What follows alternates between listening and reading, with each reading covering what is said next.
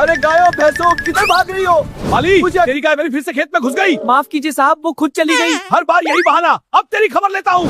देखो कितना अच्छा लग रहा है। अब और धागा लपेटता हूँ। हाँ, अब तो बिल्कुल नारियल जैसा दिखता है।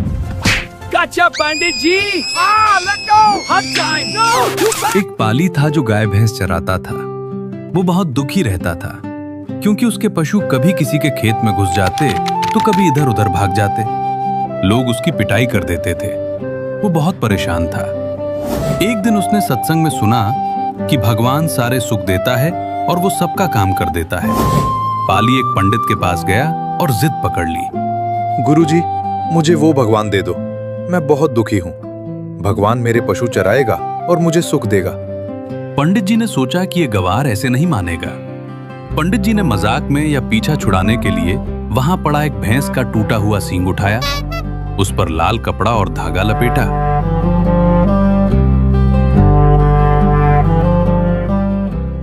देखो कितना अच्छा लग रहा है। अब और धागा लपेटता हूँ। हाँ, अब तो बिल्कुल नारियल जैसा दिखता है। ऊपर से नारियल जैसा बना दिया और पाली को देकर कहा, ले बेटा, ये है भगवान, लेकिन इसकी एक शर्त है। इसे रोज पहले भोग लगाना। जब ये खा ले तभी तू खाना।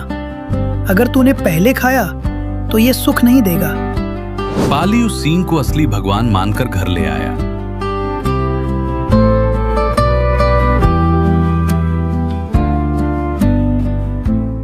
उसने एक आले को लीप पोत कर साफ किया और वहां उस सींग को रख दिया।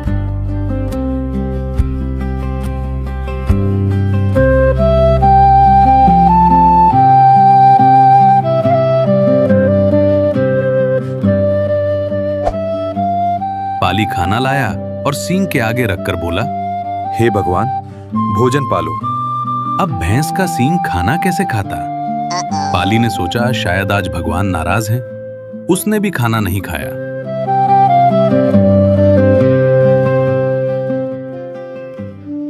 अगला दिन हुआ, भगवान ने फिर नहीं खाया, पाली ने भी नहीं खाया।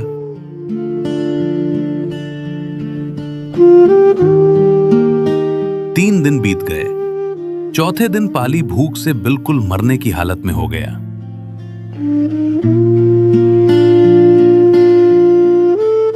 उसने रोते हुए कहा, भगवान, अगर आज आप नहीं खाओगे तो मैं भी प्राण त्याग दूंगा। आपके बिना मेरा जीवन वैसे भी नर्क है। पाली का भोलापन और सच्ची तड़प देखकर पूर्ण परमात्मा कबीर साहब को विवश होकर आना पड़ा।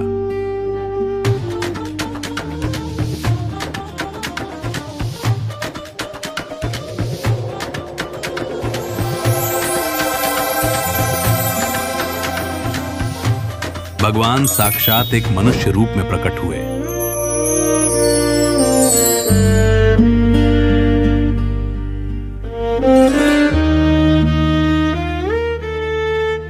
उन्होंने पाली का लाया हुआ भोजन खाया और उसे भी अपने हाथों से खिलाया।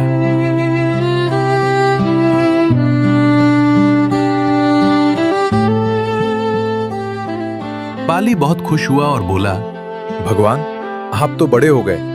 अब मेरा एक काम करो, मेरे पशुओं को आप चराओ, मैं थक गया हूं। भगवान बोले, ठीक है बेटा, ला अपनी लाठी दे दे। अब भगवान जंगल भी गाय भैंस इधर उधर जाती तो भगवान उसे घेर लाते। पाली आराम से पेड़ के नीचे चादर तान कर सोता। कुछ महीनों बाद पंडित जी उसी रास्ते से गुजर रहे थे। दूर से पाली को खेत में बैठा देख पंडित जी का कलेजा मुंह को आ गया। उन्होंने मन ही मन सोचा, मरे भाई, आज तो मैंने उस मूर्ख को भैंस का सींग देकर उल्लू बनाया था। उसने जरूर देख लिया होगा कि वह तो हड्डी का टुकड़ा है। आज तो यह पाली मुझे छोड़ेगा नहीं। या तो गालियां देगा या फिर उसी भगवान से मेरा सिर फोड़ेगा। चुपचाप निकल लेता हूँ, नजर बचाकर। पंडित जी मुंह छिपाकर पल्लू से चेहरा ढककर दबे पांव निकलने लगे। तभी पाली की नजर पंडित जी पर पड़ गई। वो जोर से चिल्लाया, गुरुजी, ओ गुरुजी! और उनकी तरफ दौड़ा। पंडित जी की सिट्टी पिट्टी गुम। उन्होंने सोचा, लो, आ गई आफत। आज तो हड्डी पसली एक होगी। पंडित जी ने डर के मारे आंखें बंद कर ली। और हाथ आगे कर दिए कि अब पड़ा डंडा। वो दौड़कर पंडित जी के पैरों में लेट गया। अरे, ये मार नहीं रहा, ये तो पैर दबा रहा है। पाली खुशी से गदगद होकर बोला, धन्य हो गुरुजी, वाह क्या भगवान दिया आपने, मेरी तो जिंदगी बन गई। वह भगवान तो बड़ा काम का है, मेरे पशु भी चराता है, उन्हें लाइन में भी रखता है, और तो और मेरे साथ बैठकर एक थाली में रोटी भी खाता है। पंडित जी ने उसे घूर कर देखा और सोचा, इसने आज सुबह सुबह सस्ती वाली भांग पी ली है क्या? भैंस का सींग रोटी कैसे खा सकता है? पंडित जी ने गुस्से और हैरानी से पूछा, क्यों रे पाली, तू पागल हो गया है क्या, या मेरा मजाक उड़ा रहा है? वह भगवान रोटी खाता है, तुझे चढ़ गई है नशे की। पाली बोला, नहीं गुरुजी, मैं सच कह रहा हूं, अभी भी वो खेत में काम कर रहे हैं, आप खुद देख लो। पंडित जी ने सोचा, चलो इसका झूठ पकड़ते हैं। वे खेत की मेड़ पर चढ़कर खड़े हो गए। पाली ने उंगली से इशारा किया, वो देखो गुरुजी, वो खड़े भगवान, वो देखो कैसे काली वाली भैंस को सीधा कर रहे हैं। पंडित जी ने आंखें फाड़ कर देखा, फिर देखा वहां खेत में कोई इंसान नहीं था, लेकिन पंडित जी के पैरों तले जमीन खिसक गई। उन्होंने देखा कि एक लाठी हवा में अपने आप उड़ रही है।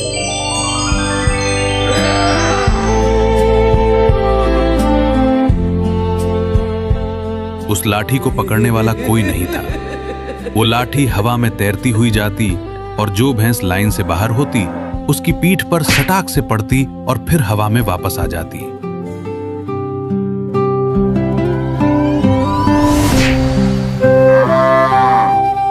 पंडित जी का पूरा शरीर कांपने लगा, पसीने की धारा बह निकली।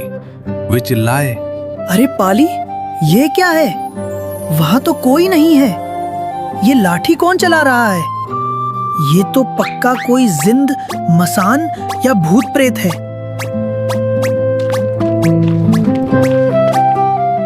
तूने कौन सी बला पाल ली? पाली हंसकर बोला, अरे नहीं गुरुजी, आपको नहीं दिख रहे, वो तो साक्षात खड़े हैं, पीतांबर पहने हुए। लगा कि अब ये भूत मुझे भी नहीं छोड़ेगा।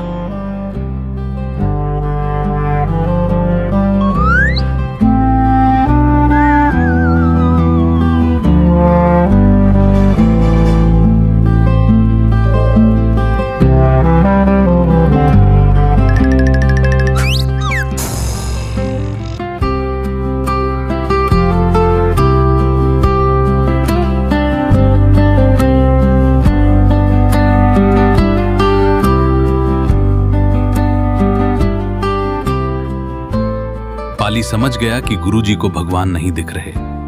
पाली की आंखों में आंसू आ गए। उसने वहीं हाथ जोड़कर विनती की, हे दीन बंधु, हे दीनानाथ, ये तो मेरे गुरु हैं, इन्हीं की कृपा से आप मुझे मिले।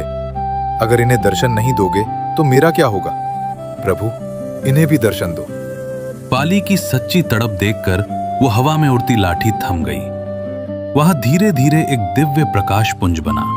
उस प्रकाश के बीच से कबीर साहब प्रकट हुए। पंडित जी तो बस देखते ही रह गए। जो सींग उन्होंने मजाक में दिया था वो सच में भगवान बन गया। परमात्मा ने पंडित जी की तरफ देखकर मुस्कुराते हुए कहा, हे ब्राह्मण देवता, तुम तो ज्ञानी बनते थे, दुनिया को ठगते थे। तुमने तो इसे पत्थर का टुकड़ा दिया था, लेकिन इस भोले जीव ने उस पत्थर में भी मुझे जीवित मान लिया। इसके भोले भाव ने मुझे विवश कर दिया कि मुझे आना पड़ा। मैं चतुराई से नहीं मिलता, मैं तो भोले भाव का भूखा हूं। तूने तो व्यापार बना रखा था, पर इस पाली ने मुझे यार बना लिया। पंडित जी उसी वक्त परमात्मा के चरणों में गिर पड़े और रोने लगे। उनका सारा अहंकार, सारा ज्ञान धरा का धरा रह गया। उन्होंने माना कि पोथी पढ़ पढ़ जग मुआ, पंडित भया न कोय। ढाई आखर प्रेम का, पढ़े सो पंडित होए। दुनिया के असली मालिक परमात्मा कबीर भगवान जी ही हैं, जो कि अब वर्तमान में खुद संत रामपाल जी महाराज के रूप में आए हुए हैं। संपूर्ण भक्त समाज सदा सदा के लिए जगत गुरु तत्वदर्शी संत रामपाल जी महाराज का आभारी रहेगा। संपूर्ण आध्यात्मिक ज्ञान प्राप्त करने के लिए अवश्य सुनिए संत रामपाल जी महाराज जी के मंगल